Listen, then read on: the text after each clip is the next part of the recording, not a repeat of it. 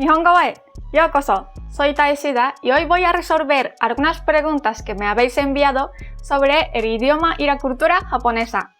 Estoy segura de que podrás aprender muchísimo gracias a las preguntas que me han enviado los compañeros, ya que vamos a hablar de la gramática, el vocabulario, las expresiones, las costumbres, las normas no escritas en sociedad, etc.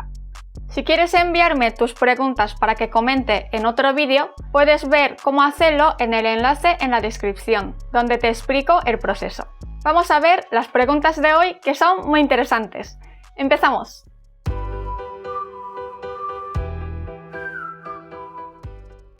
Empezamos con la pregunta de Antonio. Hola Tae-san, no tengo claro el tema de las partículas, no sé cómo colocarlas. Hola Antonio, vamos a responder a tu pregunta. La partícula siempre va colocada justo detrás de la palabra sobre la que queremos que tenga efecto. La mayoría de las partículas tienen una función muy parecida a las preposiciones en el español, pero la diferencia es que la partícula del japonés se coloca detrás de la palabra a la que sirve, a diferencia de las preposiciones del español.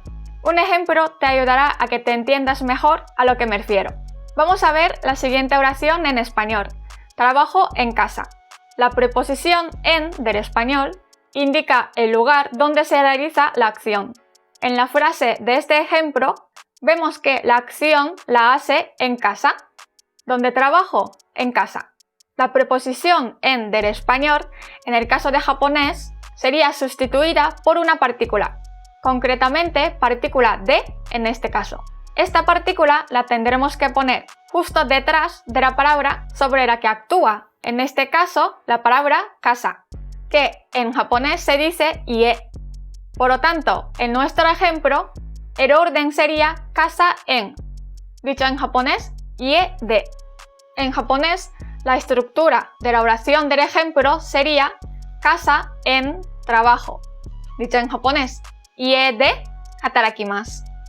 Como has visto, las partículas se colocan justo detrás de la palabra sobre la que actúa. No hay ni una excepción a esta regla.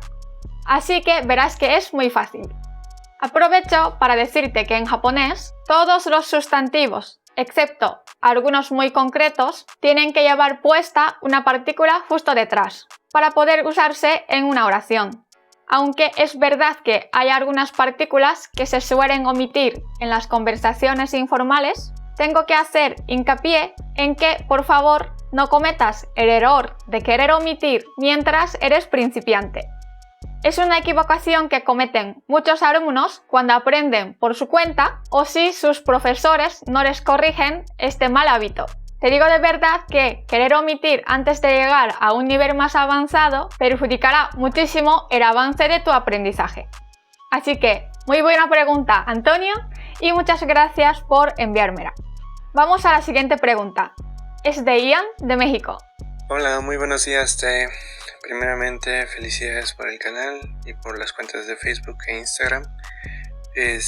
Mi pregunta sería en cuanto al orden de las palabras, por ejemplo, en una idea en japonés.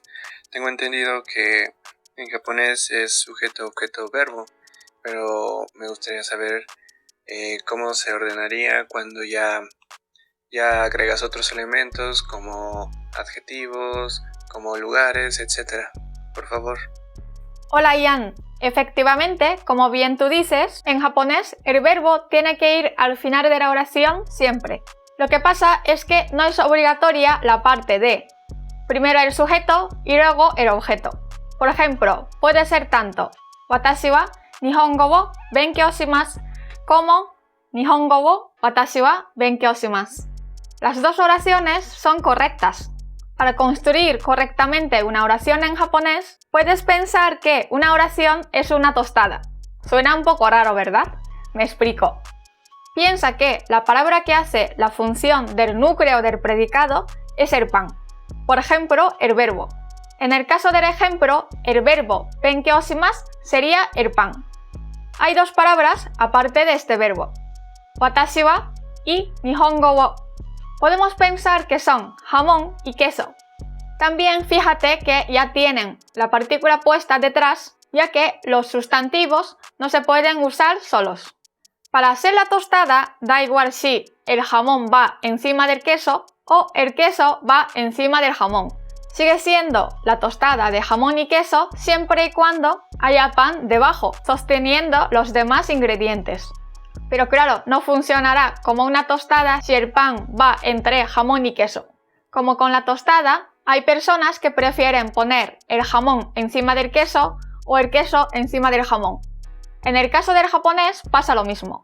Dependiendo de la situación, se preferirá poner el sujeto principio de la oración o que sea el objeto el que vaya al principio. Pero técnicamente se puede hacer de las dos maneras. Cuando hay más elementos en la oración, como pregunta Ian, la regla sigue siendo la misma. Es como tener más topping en nuestra tostada. En lugar de jamón y queso, pues le añadimos unas rodajas de tomate y un poco de lechuga. Dará igual el orden en el que pongamos estas 4 ingredientes. El pan siempre va debajo y el resto a tu gusto. Se entiende bien que el verbo va al final de la oración y el resto puede ir en diferente orden, dependiendo de la situación. Si quieres que hablemos más sobre el orden de las palabras, dímelo en los comentarios y profundizaremos un poco más.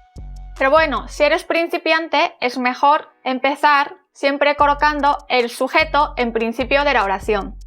Así podrás ir acostumbrándote en el orden de las palabras del japonés y evitarás olvidarte las partículas. En cuanto a los adjetivos que también mencionó Ian, hay una regla del japonés que dice: el elemento modificador siempre va delante de la palabra modificada. Un elemento modificador es aquel que describe a otra palabra. Por ejemplo, los adjetivos son elementos modificadores que se usan comúnmente para modificar a los sustantivos. Fíjate en la frase sushi rico. En este caso, la palabra rico añade una característica a sushi, modificando su significado. Así que en japonés el orden de estas dos palabras sería riko sushi, dicho en japonés oishii sushi. En español, la mayoría de los adjetivos se colocan después de la palabra a la que modifica. En japonés es justamente al revés. El adjetivo se coloca obligatoriamente antes de la palabra a la que modifica. Bastante fácil, ¿verdad?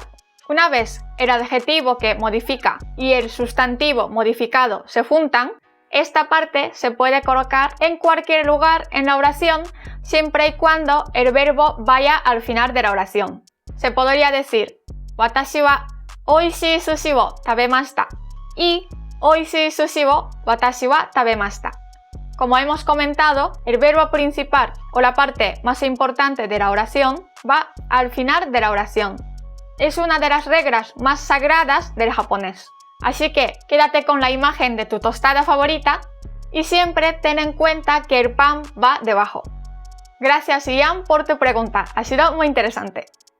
Antes de resolver la siguiente pregunta, si quieres puedes enviar tu pregunta a través de audio. Te dejo en la descripción un enlace al vídeo donde explico cómo hacerlo. Dicho esto, vamos a por la siguiente pregunta. Esta la formula Laura desde España. También es muy buena pregunta. Hola, bueno, mi pregunta sería cuando conoces a una persona entiendo que tienes que hablar en japonés usando la forma más o usando des en los verbos y sustantivos, ¿no? Así como más formal. Y mi pregunta es ¿cuándo tienes que dejar de usar eso? ¿Cuándo termina? Cuando tú dices, pues ya somos amigos, ya paramos. ¿Tienes que pedir permiso a la otra persona? Depende de la edad. No sé, eso en español se llamaría como tutear a la persona, ¿no? Que cuando dejas de hablar de usted.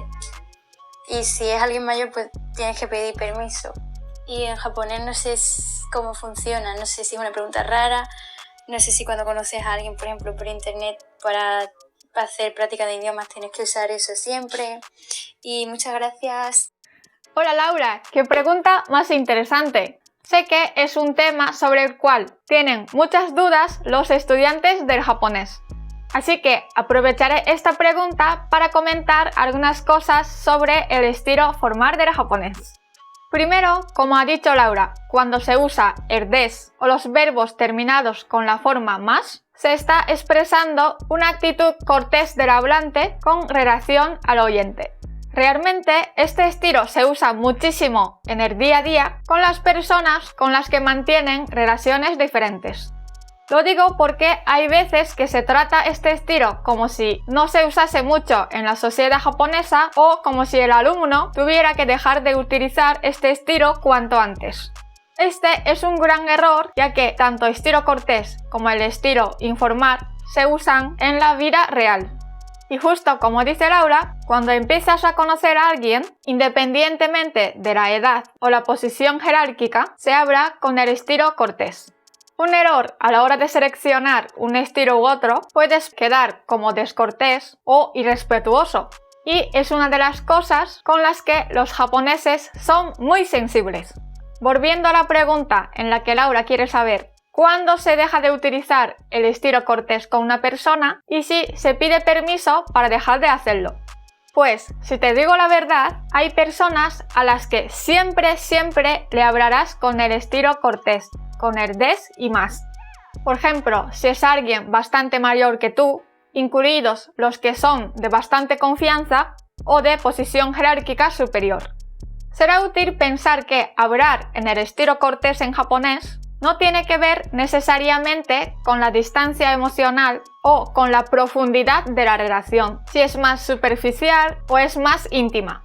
Entonces, si te haces amigo o amiga de alguien que es bastante mayor que tú, porque, por ejemplo, tenéis un hobby en común y os caéis muy bien, llegaréis a tener una amistad muy íntima, pero le seguirás hablando con el des y más. Sé que puede sonar un poco raro, pero incluso a los familiares que ya no son tan cercanos se les hablan con el estilo cortés. En otras palabras, no hace falta esperar al momento en el que dejarás de hablarle con el estilo cortés, si son mayores o de posición jerárquica superior, ya que esto no dice nada sobre vuestra relación. Ahora, si es con amigos que no sean bastante mayores que tú, como 5 años más, por darte una referencia, o con alguien con el que se espera tener una relación amorosa, por ejemplo, sí que llegará un momento en el que dejarás de hablarle con el estilo cortés. ¿Cómo sucede esto? Pues hay una regla no escrita en la que la persona que es mayor que tú será la que primero dejará de hablarte con el estilo cortés. Te dirá que les dejes de hablar con el des y más y que uses el estilo informal. El estilo informal muchas veces se llama tameguchi, así que te dirán tameguchi de iyo. Lo que no se hace normalmente es que la persona menor pida hablar de manera informal a la persona mayor. Así que si eres la persona menor, hasta que te digan algo, es mejor que sigas hablando de forma cortés. Si sois del mismo año, le puedes decir tú que quieres que os tuteéis, pero si la otra persona es mayor que tú, aunque sea por un año, es mejor que esperes que sea ella la que dé el primer paso. Todo esto se aplica a todo tipo de relaciones independientemente de cómo empiecen. Así que con el todo mundo empezaría hablando con el forma cortés. Y luego, en función de la edad, estatus o tipo de relación, se procede de una manera u otra. Como todo en la vida, siempre hay matices. Si por ejemplo, si te pones en contacto con alguien por internet para practicar a hablar con el estilo informal, el propio contexto flexibiliza esta norma no escrita. Así que le pides que os habléis de manera más casual, no habrá problema. En el japonés hay un dicho que define lo que hemos hablado. Shitashiki naka ni mo reigi ari, que quiere decir que en las relaciones de confianza también hay cortesía. Creo que define muy bien lo que significa ser cortés para nosotros japoneses. No solamente se refiere al estilo de habla, sino a tener respeto a los demás en todos los aspectos. Pero de este tema podemos hablar en otra ocasión. Si te ha gustado el vídeo, suscríbete, déjame un like y dale a la campanita. Recuerda que en la descripción tienes el link donde explico cómo me puedes enviar tus preguntas sobre el idioma y la cultura japonesa. También puedes seguir aprendiendo y ver algunos de estos vídeos. Seguimos hablando en los comentarios. ¡Mata ne!